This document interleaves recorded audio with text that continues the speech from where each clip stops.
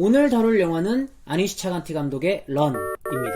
런을 기대하셨던 분들은 아마 감독 때문에 많이 기대하지 않으셨을까라는 생각이 드는데, 아니시 차간티 감독의 바로 전작이 국내에서도 비평적으로나 흥행적으로 꽤 큰 성공을 거뒀던 서치라는 영화였기 때문에 많은 분들이 이번 영화를 더 기대하셨을 수 있을 것 같아요. 아, 정말 재밌어. 서치는 영리한 영화였죠. 그러니까 컴퓨터 화면과 스마트폰 화면으로만 영화가 2시간 내내 진행된다라는 대전제에 있어서도 영리한 영화였지만, 저는 뭐랄까요, 샘 멘데즈 감독의 1917 얘기를 잠깐 하면, 많은 분들이 1917 영화를 이야기하실 때 그런 말씀을 많이 하시잖아요. 아, 이 영화는 첫 쇼트부터 마지막 쇼트까지 하나의 원테이크로만 촬영된 그런 영화래, 정말 대단하지 않니? 이런 식으로 이야기를 많이 하시는데, 저는 그런 기술적인 어떤 혁신을 뛰어넘는 이야기의 간결함과 명료함이 1917의 더 큰 미덕이다라고 항상 생각을 해왔거든요. 그러니까 1917은 그냥 영화 전체를 하나의 롱테이크로 찍어서 대단한 영화인 게 아니라 그 안에 품고 있는 메시지나 이야기적 맥락들이 훌륭하기 때문에 좋은 영화라고 저는 항상 생각을 해왔어요. 서치도 저는 마찬가지라고 생각해요. 물론 컴퓨터 화면과 스마트폰 화면만으로 영화를 구성한 것은 굉장히 혁신적이고 영리한 방식인 게 맞아요. 하지만 그 안에 저는 본질적으로 서치가 미스테리 장르 영화, 미스테리 스릴러 장르 영화로서 지켜야 될 덕목들을 훌륭하게 이행하고 있던 영화였기 때문에 더 훌륭한 영화였다는 생각이 들거든요. 런도 마찬가지입니다. 런은 기본적으로 꽤 괜찮은 미스테리 스릴러 영화처럼 보여요. 저도 영화를 보는 내내 좀 마음 졸이기도 하고 정말 재밌게 보기도 했는데요. 아, 잠깐.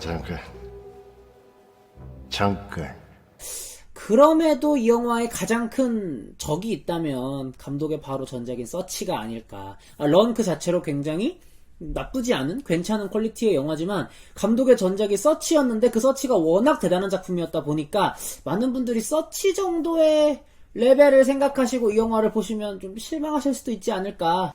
굉장히 간결한 이야기예요. 주인공은 클로이인데, 클로이가 이제 장애를 갖고 있어서 휠체어를 타고 다니는 그런 소녀고요. 지금 뭐 설정상으로는 대학 시험을 이제 치른 것 같아서 워싱턴 대학교에서 오는 합격 통지서를 지금 이제 오매불망 기다리고 있는 소녀이죠. 해서 엄마인 다이앤과 같이 살아가고 있는데, 어느 날부터 이 엄마 다이앤이 주는 약이 좀 이상한 거예요. 내가 평소에 먹던 약이 아닌데 이 약 뭐지? 그리고 평소와 다르게 좀 다이앤의 행동도 좀, 엄마의 행동도 좀 수상하게 느껴지는 거고요. 그래서 클로이가 자신의 엄마가 가지고 있는 미스테리를 하나씩 파헤치는 뭐 그런 이야기다라고 굉장히 간단하게 정리할 수 있을 것 같고요. 뭐 항상 말씀드렸던 거지만 좋은 영화, 잘 만든 영화일수록 영화의 첫 쇼트나 첫 씬에 영화 전체를 요약해내기 마련이거든요. 저는 이 영화의 첫 쇼트가 그래서 인상적이었어요.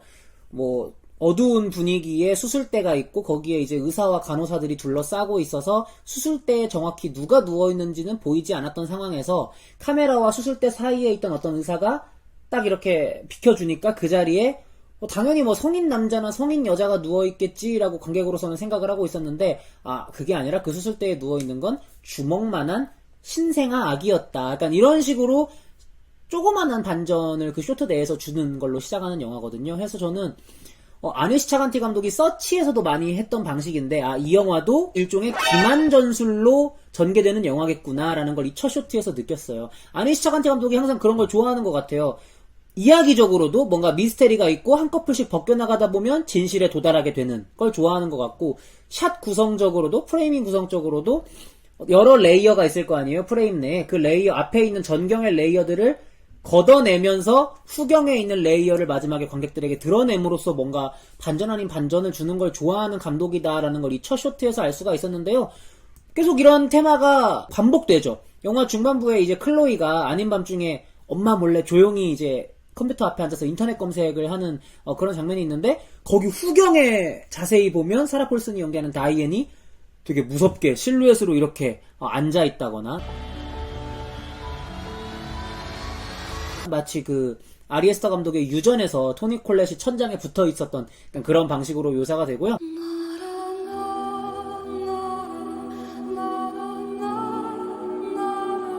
호러나 스릴러적 요소뿐만 아니라 코미디적인 요소로도 좀 쓰는 것 같아요. 그 중반부에 약국으로 들어가가지고 막 여러 선반들을 헐레벌떡 막 이렇게 지나치다가 어느 순간 선반이 딱 없어지면 카운터 앞에 길게 줄 선 사람들의 행렬을 보고 약간 클로이가 탄식하는 장면이 있잖아요. 그래서 이런 부분에서 또 유머 아닌 유머로서도 이런 방식을 즐겨 쓰는 감독이구나라는 걸 느낄 수 있었습니다. 그리고 저는 호러 영화의 매니아는 아니지만 확실히 요즘 시대, 요즘 21세기의 호러 영화나 스릴러 영화의 시나리오를 쓰시는 분들이 예전에 그렇게 쓰셨던 분들에 비하면 좀 더 골머리를 많이 앓지 않으실까라는 걱정이 있어요. 왜냐면 21세기엔 이제 누구나 스마트폰을 들고 다니는 시대고 누구나 구글링을 할 수 있는 시대고 CCTV가 도처에 쫙 깔린 세상이기 때문에 미스테리나 호러 영화를 쓰시는 분들은 굉장히 힘들 수도 있겠다. 왜냐면 사실 불과 몇십 년 전만 하더라도 호러 영화에서 CCTV나 스마트폰을 걱정할 필요가 없었잖아요. 그 각본가들이. 근데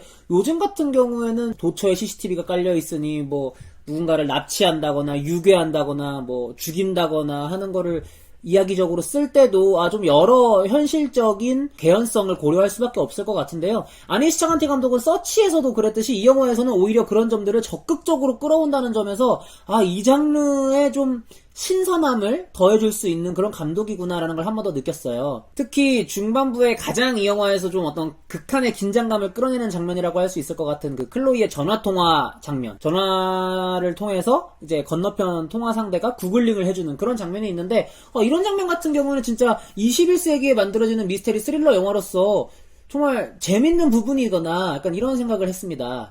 재밌다. 그럼에도 불구하고 런이 좀 아쉬운 부분은 미스테리 영화면 그 미스테리를 관객들로부터 잘 숨기는 게 중요한 거잖아요. 못해도 중후반부에는 그 미스테리를 드러내야 되니까 그 전까지는 그 미스테리를 잘 숨겨놔야 되는데 영화가 오프닝 씬에서 약간 그 미스테리의 청사진을 공개하는, 그러니까 좀 더 쉽게 얘기하면 패를 좀 빨리 다 까버린다? 약간 이런 맥락이 있어요. 이러면 완전히 나가린다.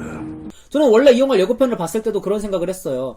다이애니 클로이의 친모가 아니거나 일단 둘 중 하나겠구나. 50대 50의 확률이잖아요. 근데 그 오프닝 씬을 보면 그 50대 50의 확률이 하나로 쫙 가버리니까 100%로 돌아서 버리니까 좀 미스테리를 다루는 영화로서는 좀 맥 빠지는 부분이 있다 분명히. 그래서 이렇게 오프닝에서 미스테리를 좀 빨리 풀어버린 것에 이어서 영화 중후반부에서는 이제 그 본격적인 미스테리의 배후, 그 진실에 대해서 이제 영화가 디테일하게 설명하는 부분이 또 있어야 되잖아요. 근데 이 부분도 너무 뻔하고 이미 기존의 영화들에서 많이 봐왔던 방식의 반전과 진실이어서 뭐 그냥 생각했던 대로 흘러가네. 서치 같은 경우에는 정말 독창적이고 반전 자체도 좀 놀라운 타이밍에 적재적소로 터지는 그런 영화였잖아요. 그거를 기대하고 이 영화를 보신다면 좀 각본 자체가 너무 뻔하다 약간 이런 느낌이 있습니다.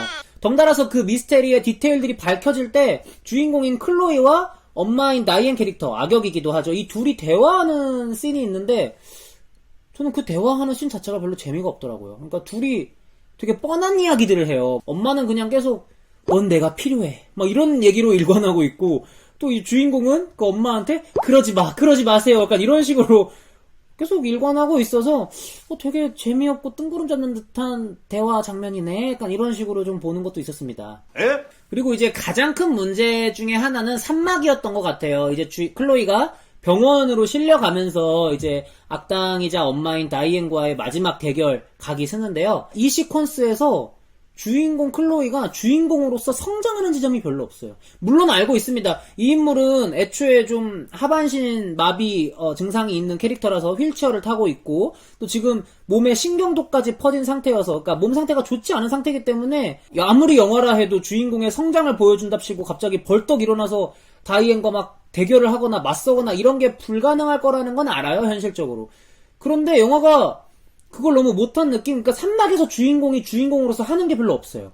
그러니까 그나마 좀 이 주인공이 각성하는 게 한창 엄마한테 끌려갈 때 병원에 있는 플랜카드에 이렇게 써 있거든요. 당신의 한계를 넘어라. 라는 문구를 보고 이 클로이가 각성을 해서 발가락에 힘을 강하게 주는 것으로 이제 승리 구도를 얻어내는데 저는 그 각성 자체의 연출을 좀 더 디테일하게 했어야 되지 않나. 지금은 그냥 지나가는 문구, 너의 한계를 넘어라. 이거 하나 보고 클로이가 뭔가 이렇게 딱 하는 느낌이거든요. 좀 더 클로이의 마음 먹는 그런 표정, 클로즈업 같은 걸 좀 더 오랫동안 담았어야 되지 않나. 지금으로서는 좀 잘 안 와닿아요. 그 주인공의 성장과 각성이. 그래서 어떻게 보면 산막에서 주인공이 주인공으로서 하는 게 없는 영화이기도 하고요.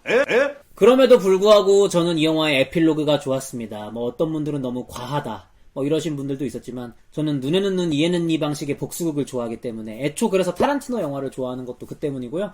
그래서 주인공이 다이앤에게 그런 식의 복수를 하고 있다는 걸 봤을 때는 제 딸이 아닌데도 아 정말 대견하다, 약간 이런 생각이 드는 그런 영화였다고 정리를 할 수가 있겠네요. 아니시 차간티 감독의 신작 런에 대한 제 한 줄 평은요 이렇게 드릴 수 있을 것 같습니다. 다이앤에게 하는 말인데요, 너도 너 같은 딸 길러봐라, 이렇게 드릴 수 있을 것 같아요. 실제 클로이가 다이앤에게 그렇게 다 돌려주더군요. 전 좋았습니다. 좋아. 아주 좋아. 그리고 등급평가는 그래도 무난하게 장르적 재미는 있는 영화이기 때문에 B0 정도를 드릴 수 있을 것 같네요.